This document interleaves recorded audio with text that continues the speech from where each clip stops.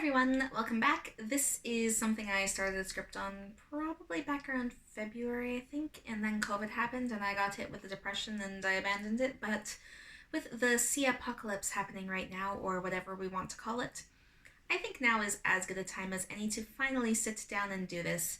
Sia stands, if you're here, welcome back, but you may as well just leave since you hate me anyway. You won't upset me with your comments. I just drink your tears.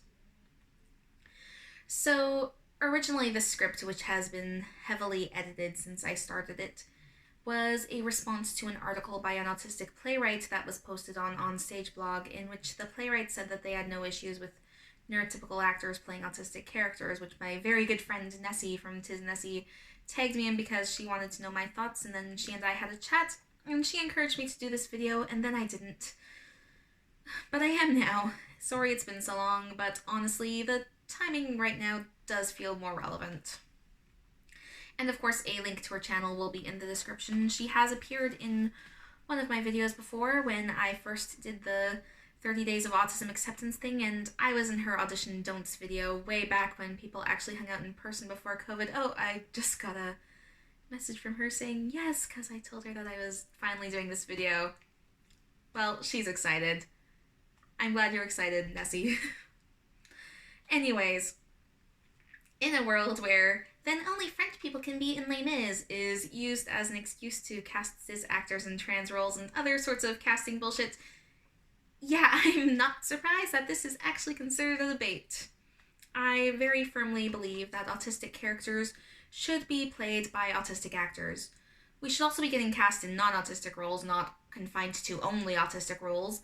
But we should be allowed to represent ourselves instead of having to constantly watch a neurotypical flail about in a bizarre interpretation of a meltdown.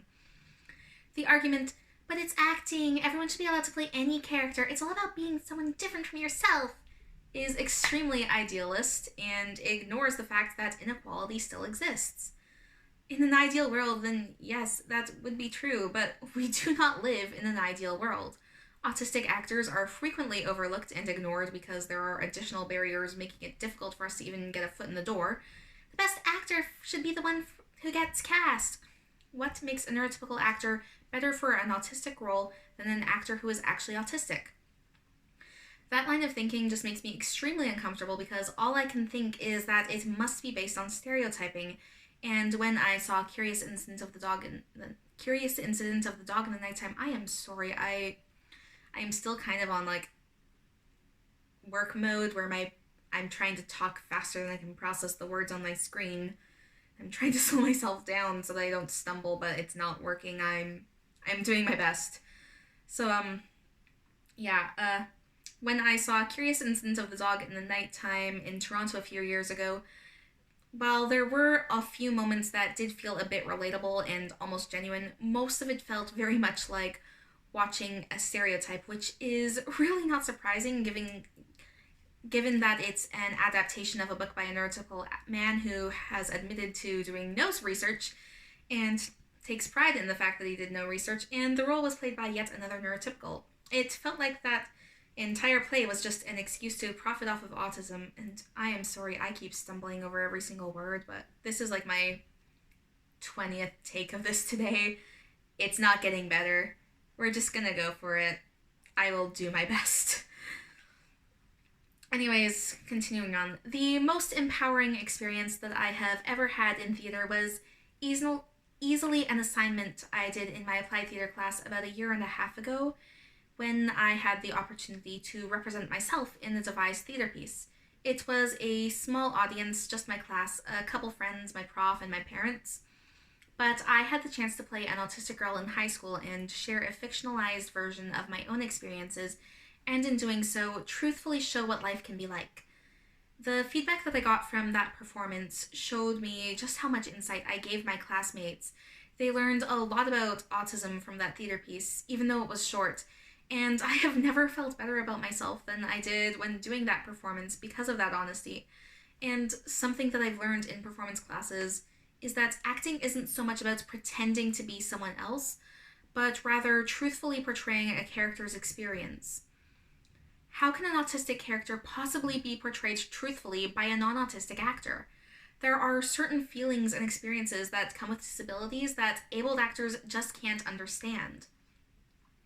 But then, of course, because there are always those people out there who are going, well, if an autistic actor can play any role, then why can't neurotypical actors play autistic roles? And to those people, I say, it's because we're a minority and the world isn't equal.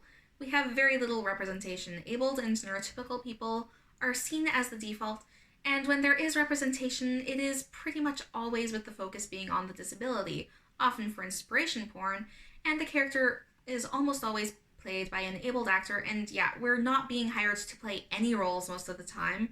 And no, it's not because we're bad actors, as Sia claims.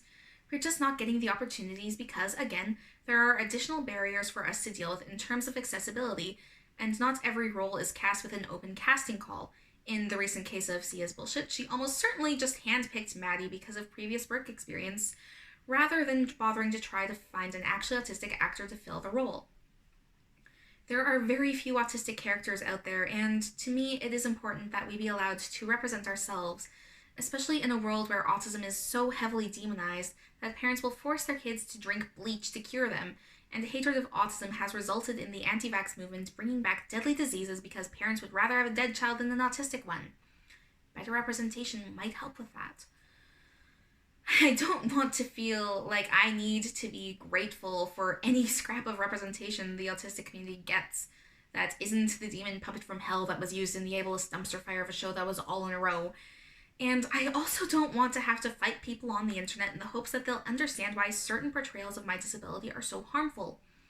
I want to be seen as human. I want a fair shot for myself and other autistic creators, but that can only happen if people start listening to autistic voices and really hear what we have to say instead of belittling us or just picking out one or two people that happen to agree with their viewpoints. Representation.